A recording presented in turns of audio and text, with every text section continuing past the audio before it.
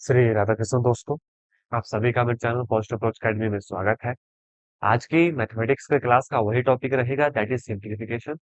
देखेंगे किस तरीके के और क्वेश्चन जो है एग्जाम में पूछे जा रहे हैं और क्या वो क्वेश्चन जो है हमारे बेसिक अंडरस्टैंडिंग के साथ सॉल्व हो रहे हैं या सॉल्व नहीं हो रहे हैं। अगर नहीं सॉल्व हो रहे हैं तो आपको इसके ऊपर बहुत ज्यादा प्रैक्टिस करने की जरूरत है। क्यों? क्योंकि जैसा कि मैंने प्रीवियस क्लासेस में भी कहा था, सिंप्लीफिकेशन एक ऐसा टॉपिक है जो स्पेसिफिक नहीं है कि यहाँ से आना है। कहीं से भी एग्जामिनर कोई भी किसी भी टाइप का क्वेश्चन आपको दे सकता है और ये सभी क्वेश्चन अलग अलग अप्रोचेस के साथ सॉल्व होते हैं। तो ये आपको जितना भी आपने मैथमेटिक्स अभी तक पढ़ा है, जब से आप पढ़ते आ रहे हैं, तो जो आपकी अंडरस्टैंडिंग है उसके ऊपर ही ये क्वेश्चन जो है सॉल्व होते हैं।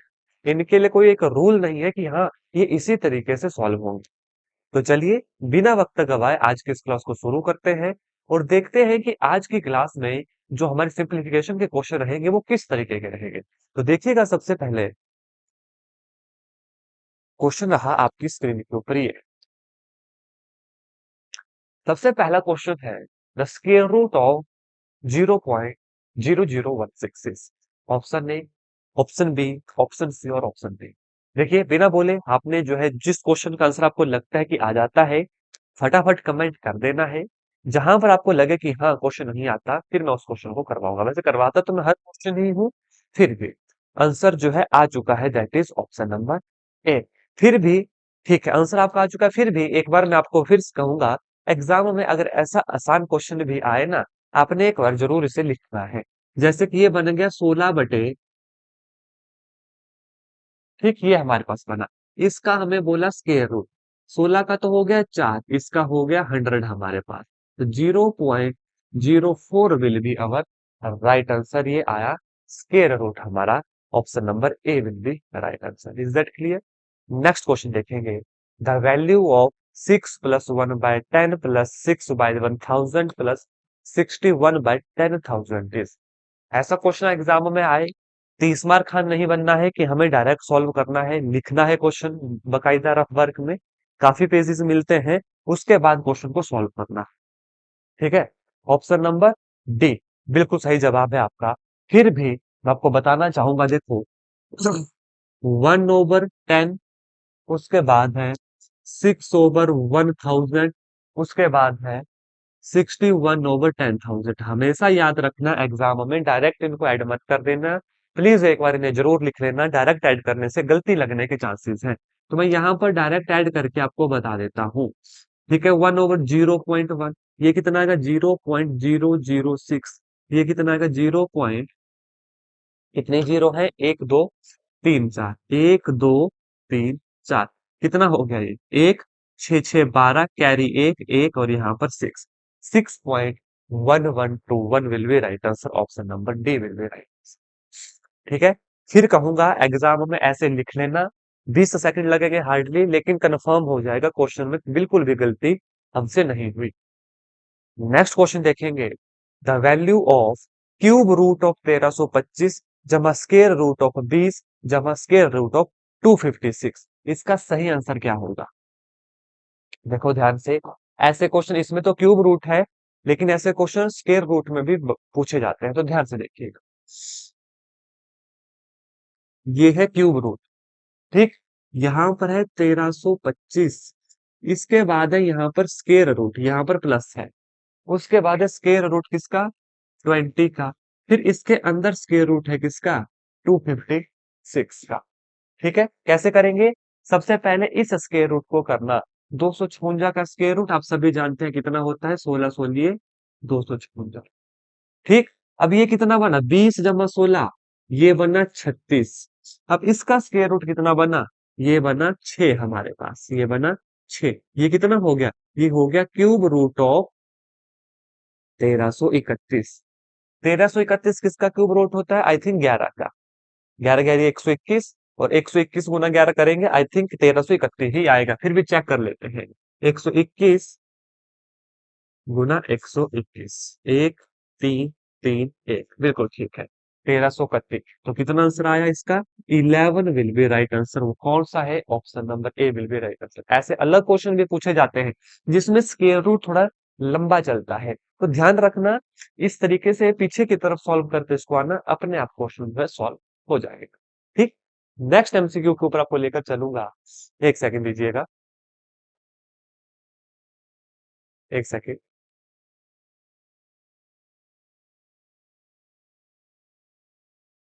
अब देखिएगा क्वेश्चन को ध्यान से, क्या कहता है question. If a train 50 metre long passes a platform of length 100 metre in 10 second, then the speed of the train. ये आप मुझे बताओगे, ऐसा क्वेश्चन मैंने आपको करवाया है, उस उसमें समझाया भी था। ट्रेन वाले क्वेश्चन में लेंथ क्या ली जाती है, जल्दी से बताओ। इसका आंसर जो है क्या होगा। If a train 50 metre long है, पास करते प्लेटफॉर्म को जो 100 मीटर लेंथ का है 10 सेकंड में, what is the speed of the train. Option number C will be absolutely our right answer. देखो क्या करना था, व्हाट इज स्पीड, वेलोसिटी किसके बराबर, डिस्टेंस ओवर टाइम के बराबर। फॉर्मूला सभी को आता है, मुझे नहीं लगता ऐसा कोई भी एस्पिरेंट होता जिसको ये फॉर्मूला ना आए। अब आप मुझे पहले ये बताओ, मैंने आपको बोला था ये कोई प्लेटफॉर्म था मान लो, या ये कोई ब्रिज था, कोई ट्रेन जब इसके ऊपर आती है तो लेंथ को क्या कंसिडर किया जाता है। मुझे लेंथ बताओ, ये डिस्टेंस बताओ, टाइम तो आपको पता है 10 सेकंड है, मुझे ये लेंथ बताओ, ये डिस्टेंस कितना होगा। It is 50 metre, it is 100 metre, it is 200 metre, it is 150 metre, क्या होगा डिस्टेंस। सभी से पूछ रहा हूँ, आंसर आना चाहिए। मैंने क्वेश्चन करवाया है, ठीक है। Yes, it is 150 metre. मैंने आपको कहा था कि जब ट्रेन गुजरती है तो ये डिस्टेंस तो कैलकुलेट हो गया, ये डिस्टेंस तो कैलकुलेट हो गया, लेकिन ट्रेन का ये मुंह जब यहाँ पर पहुंचा तो अभी ट्रेन ने कवर नहीं किया है डिस्टेंस, अभी ट्रेन ने कवर नहीं किया डिस्टेंस। इसकी जो पूंछ है ये भी क्रॉस होनी चाहिए, तो ये यहां तक आएगी तब ये डिस्टेंस कवर होगा, यानी टोटल डिस्टेंस हो गया ये वाला प्लस ये वाला, प्लस ये वाला, यानी कि टोटल डिस्टेंस होता है जो भी ब्रिज दिया गया है उसको प्लस ट्रेन का डिस्टेंस। यहाँ पर प्लेटफॉर्म लिखा गया था तो प्लेटफॉर्म प्लस ट्रेन का डिस्टेंस, तो ये कितना आ गया 150/10, that is equal to 15 metre per second will be the speed of that train. ठीक, ध्यान से ये क्वेश्चन देखने हैं, इंपॉर्टेंट क्वेश्चन है। और देख लो क्वेश्चन मैंने करवाया है, लेकिन कुछ एस्पिरेंट भूल चुके थे कि टोटल डिस्टेंस कैसे कवर किया जाता है। ट्रेन का डिस्टेंस प्लस उस प्लेटफॉर्म का डिस्टेंस प्लस ट्रेन का distance will be total distance हमारा। ठीक, नेक्स्ट क्वेश्चन देखना। 12 boy can do a piece of work in 16 day, in how many day 6 boy can do the same work. मुझे नहीं लगता अभी इस क्वेश्चन को करने की इतनी ज्यादा प्रैक्टिस है हमें, आइडिया तो आपको लग ही गया होगा, बिल्कुल ठीक है। देखो 12 लड़के करते हैं किसी काम को 16 दिन में, एक करेगा 12 गुना 16 में, कितने पूछे 6, सभी का आंसर बिल्कुल ठीक है, बहुत सही। 12 गुना 16/6, 6 दुए 12, 16 दुए 32 days, that is option number B will be right answer. ठीक, which of the number -20, -3/4, 1/2, 10 is greater than its square. कौन सा नंबर है जो बड़ा है अपने ही स्केयर से, जल्दी कमेंट कीजिएगा। 4 नंबर आपके पास है, 4 ऑप्शन आपके पास है। पूछा गया है कौन सा नंबर अपने स्केयर से बड़ा है, अपने ही स्केयर से वो नंबर खुद बड़ा है। दो क्वेश्चन ध्यान से समझो। विच of the following is greater than its square. कौन सा नंबर अपने स्केयर से बड़ा है। इतना समय लगेगा इस क्वेश्चन को, खुद सोचो, इतना समय लगेगा इस क्वेश्चन को, इस समय तक तो आपका आंसर मुझे आ जाना चाहिए, देख के तो पता लग रहा है। पहला डिजिट -20, इसका स्क्वायर 400 जमा का, क्या ये नंबर बड़ा है, क्या ये नंबर बड़ा है, नहीं। ठीक, ऑप्शन सी, ऑप्शन सी तो 10 है, ऑप्शन सी तो 10 है। 10, 10 का स्क्वायर 100, क्या ये नंबर बड़ा है अपने स्क्वायर से, क्या ये नंबर बड़ा है अपने स्क्वायर से, no it is not possible. ठीक, ऑप्शन सी भी नहीं गया। ऑप्शन ए 1/2, चेक करते हैं, 1/2, इसका स्क्वायर हो गया 1/4, yes 1/2 is greater then that of 1/4, 1/2 is greater then that of 1/4 will be our right answer. ठीक, आराम से सोचने ऐसे क्वेश्चन, बिल्कुल इजी क्वेश्चन है। मैंने पहले भी कहा सिंप्लीफिकेशन में टफ नहीं कुछ आता है, हाँ एक दो ये वाले स्टेटमेंट वाले क्वेश्चन होंगे, लेकिन उनको भी थोड़ा ध्यान से सोचेंगे ना, अपने आप क्वेश्चन जो है सॉल्व हो जाएगा। नेक्स्ट क्वेश्चन के ऊपर आपको लेकर चलूंगा। या स्टेटमेंट कंफ्यूजन होता है, लेकिन उसको भी दो तीन बार अगर पढ़ोगे, आराम से क्वेश्चन जो है सॉल्व हो जाता है। स्टेटमेंट से कभी घबराना नहीं। स्टेटमेंट वालों के लिए अगेन एक अप्रोच आपको देता हूँ। स्टेटमेंट वाला क्वेश्चन जब भी करते हैं ना, पहले एक स्टेटमेंट पढ़ो, सिर्फ एक लाइन, उसको समझो लिखा क्या है, नीचे राइट डाउन करो। दूसरी लाइन पढ़ो, नीचे लिखो। उससे बड़ा इजी जो है क्वेश्चन बन जाता है। Standard form of rational number 48/36।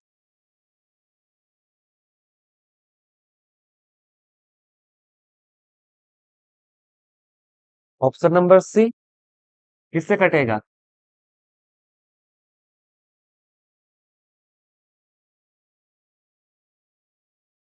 कितना आया? -4/3। ऑप्शन ए में क्या खराबी है, ऑप्शन सी में क्या खराबी है? दोनों तो सेम। ठीक है, ऑप्शन ए और सी दोनों इसके सही आंसर है।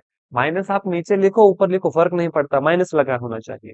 Option A will be right answer, option C also will be right answer, option A and C both are right answer. Is that clear? Minus से फर्क नहीं पड़ता, आप ऊपर लगाओ नीचे लगाओ, तो दोनों आंसर बिल्कुल सही जवाब। नेक्स्ट क्वेश्चन देखिएगा।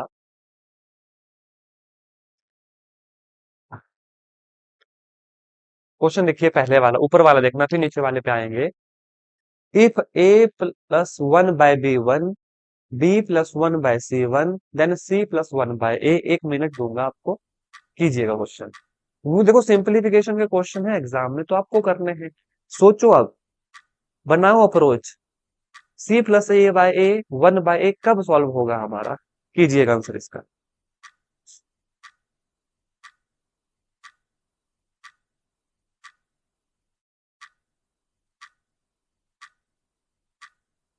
If A plus one by B is equal to one, B plus one by C is equal to one, C plus one by A आपसे पूछा है। कैसे जो है क्वेश्चन होगा, आराम से देखो, सोचो, समझो। एग्जाम में क्वेश्चन आया है ऐसा समझो और करो सॉल्व इसको।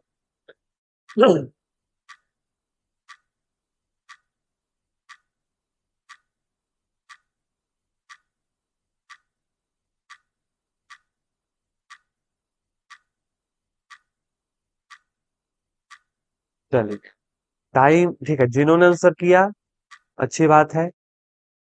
अब मुझे बताओ, जिन्होंने आंसर नहीं किया, आपको एग्जाम में अब तुक्का लगाना पड़ेगा, किस ऑप्शन के साथ जाओगे। चेक करेंगे। बिल्कुल सही जवाब है आपका। देखो आंसर आ गया। जिन्होंने बोला करना कैसे, वो भी बिल्कुल सही कह रहे हैं कि करना किस तरीके से है। देखो अप्रोच सीख लो, फिर बताता हूँ जिनसे नहीं हुआ था क्वेश्चन आंसर क्या लेते हैं। चलो पहले आंसर लेता हूँ आपसे। जिन्होंने कर दिया बहुत अच्छी बात है, जिन्होंने नहीं किया एग्जाम में भी डिटो यही कंडीशन होगी। मैंने याद करो, मैंने पीछे जैसे तुक्का लगाना बताया है आपको। सबसे ज्यादा टेंडेंसी क्या होती है आंसर की? किसको लेना है आंसर? आपको मान लो एग्जाम में नहीं आ रहा, कौन सा ऑप्शन सिलेक्ट करोगे? एक ऑप्शन सिलेक्ट करो, option A B C D में से सोच समझ कर सिलेक्ट करना, जो आपको अप्रोच बताई थी। जिन्होंने सॉल्व किया उनका अच्छा है।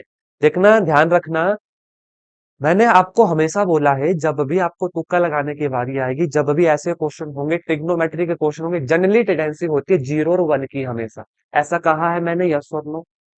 तो जब भी तुक्का लगाने की अगर बारी आए, तुक्का लगाने की अगर बारी आए, तो 0 1 में से ही चीजें सिलेक्ट करनी।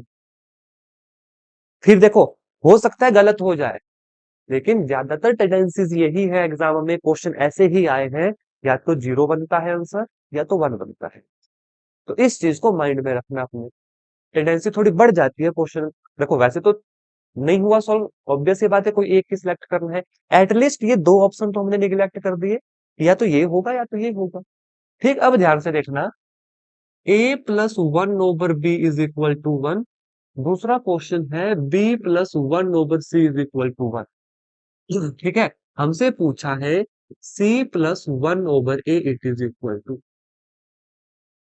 ठीक है, दो या तीन तरीकों से क्वेश्चन हो सकता है। देखो पहले सोचो, हमें करना क्या है। हमें इसे सॉल्व करने के लिए या तो ए की वैल्यू पुट करना पड़ेगी, या तो सी की वैल्यू पुट करना पड़ेगी। बस अब फर्क ये है कि दोनों की वैल्यू सेम होनी चाहिए। मतलब या तो सी को हम एक बटा ए के रिस्पेक्ट में लिखें, या तो ए को हम ए मतलब सी के रिस्पेक्ट में लिखें। तो किसी एक चीज को मान लेंगे, मैं इस ए को नहीं छेड़ूंगा, सी की बात करूंगा। ठीक है। अब आप देखोगे सी निकलेगा हमारे यहां से। देखो ये सोचना पड़ता है एग्जाम में, इसको सॉल्व करना आपको देखकर पता चल रहा है, मैं अप्रोच सिखा रहा हूँ, क्वेश्चन सॉल्व करना नहीं सिखा रहा। क्योंकि जरूरी नहीं एग्जाम में ये क्वेश्चन आएगा, ऐसे अदर क्वेश्चन आएंगे। ध्यान से देखो, ए और सी था, तो आपको देखकर पता चल रहा है कि ये सॉल्व उसी केस में हो जाएगा अगर ए की वैल्यू मैं सी की फॉर्म में ले लूं, या सी की वैल्यू मैं ए की फॉर्म में ले लूं। मैंने पकड़ी बात कि मैं ए को ऐसे रहने देता हूं, सी की वैल्यू लिखता हूं। अब सी यहां से निकलेगा, ध्यान से देखना, सी क्या निकलेगा यहां से, एक बटे सी हो गया एक माइनस बी। तो सी कितना हो गया, एक बटे एक माइनस बी। सी कितना हो गया, एक बटे एक माइनस बी। अब आप देखो, हमें तो ए की फॉर्म में चाहिए था, लेकिन ये तो बी की फॉर्म में है। लेकिन आप यहां से क्या देख पा रहे हो कि बी को मैं ए की फॉर्म में लिख सकता हूं। बी को मैं ए की फॉर्म में लिख सकता हूं, तो बड़े ध्यान से देखेंगे। यहां से कितना आएगा, ये आएगा हमारा, यहां जैसे लिखता हूं, 1/b आ गया 1 - ए। बी कितना आ गया, 1/1 - ए। ठीक, देखो बी भी मैंने लिख दिया। इस बी को यहां पुट करूंगा, इस बी को यहां पुट करूंगा। सी कितना आ गया, 1/1 - 1 - 1 - ए। ठीक, सी कितना आ गया, एलसीएम लूंगा 1 - से तो ऊपर भी चला जाएगा, ये आया 1 - a - 1। ठीक, यहां तक क्लियर है चीजें।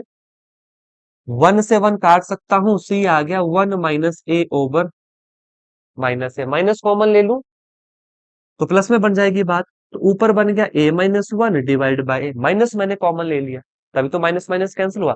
अब सी की वैल्यू है ए, तो यहाँ पर ए है, पुट करूंगा वापिस से।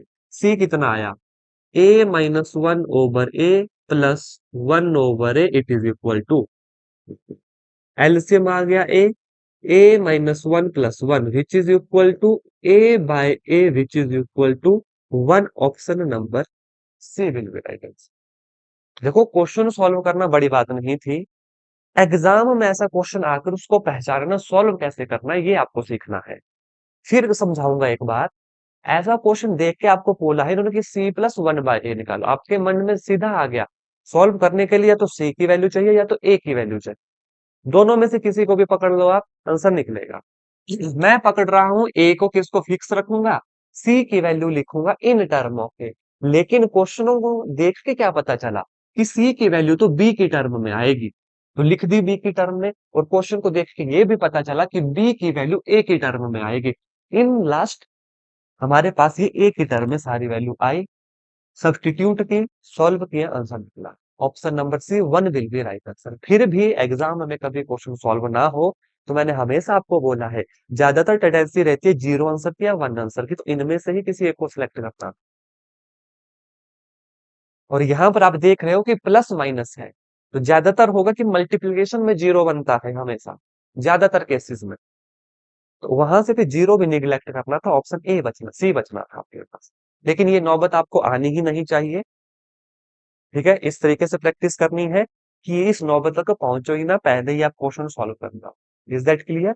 नेक्स्ट क्वेश्चन देखना, value of X square minus Y square की cube plus Y square minus Z square की cube plus Z square minus X square की cube divided by X minus Y की क्यूब वाई माइनस जेड की cube plus Z minus X की cube is. जल्दी से मुझे answer कीजिएगा।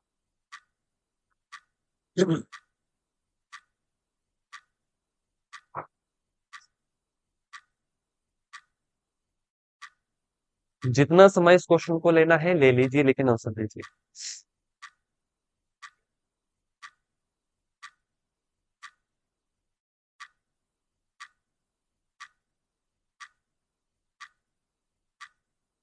और एक बात हमेशा याद रखना, टैट एग्जाम में लेंथी क्वेश्चन नहीं आता है, इन मतलब एक्सेप्शंस रहती है। बहुत लेंथी क्वेश्चन अगर आपको देखे तो समझ जाओ झोल जरूर उसमें कुछ है। अब इतनी हिंट मैंने दे दी, इससे ज्यादा हिंट नहीं दूंगा।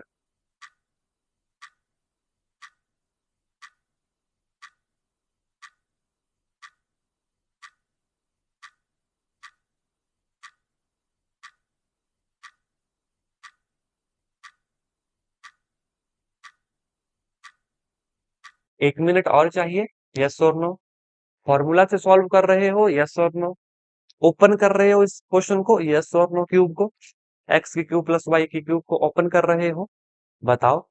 देखो ध्यान से, क्वेश्चन को अगर आप ओपन करने चलोगे ना, नो डाउट क्वेश्चन सॉल्व हो जाएगा। आप मुझे बताओ कितना लेंथी होगा, कम या बहुत ज्यादा?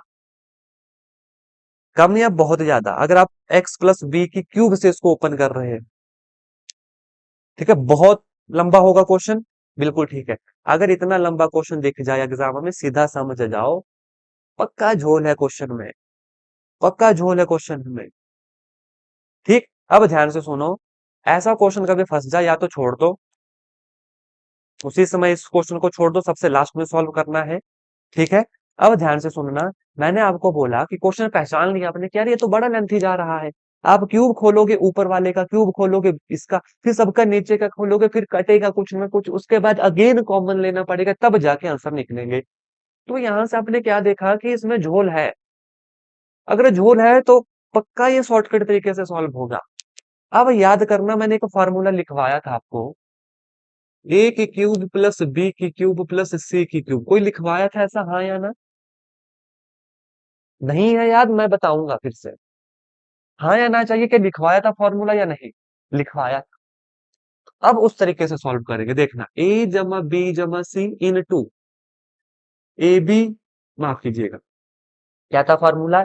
ए जमा बी जमा C into A square plus B square plus C square minus A B minus B C minus C A plus 3 ABC plus 3 ABC। बड़े ध्यान से क्वेश्चन को देखना, इट इज इक्वल टू, जब ए जमा बी जमा सी करूंगा, ऊपर ए होगा पूरा ये, X square minus Y square, जब इसको प्लस करूंगा, बड़े ध्यान से देखना, इस पार्ट को लिखने जा रहा हूं। देखो, ए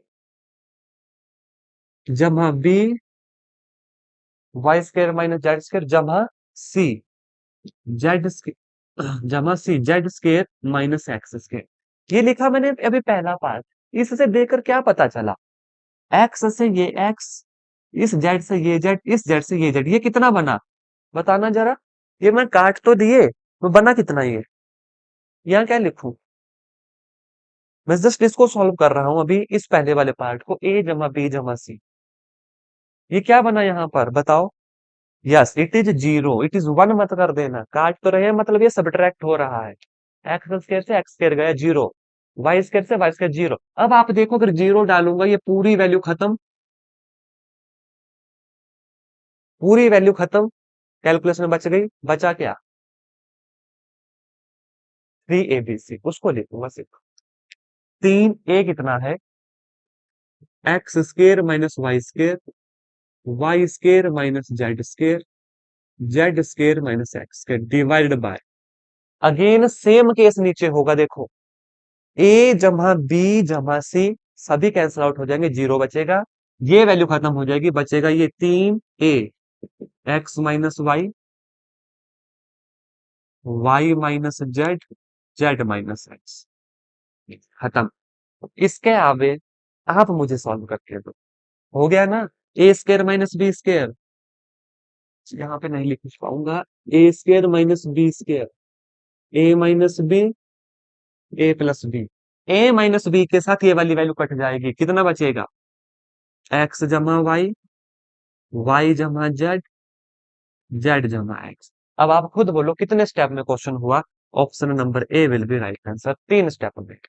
तीसरा स्टेप भी इसलिए मैंने कहा आपको, क्योंकि मैंने फॉर्मूला लिखा, अदरवाइज 2 स्टेप के अंदर क्वेश्चन सॉल्व होना था एग्जाम में भी।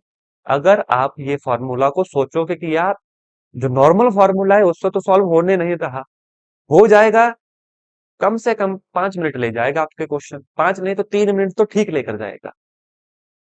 और ये फॉर्मूले हमारे पास हैं, तो जब फॉर्मूला है तो उन फॉर्मूलों को अप्लाई करना, ठीक है।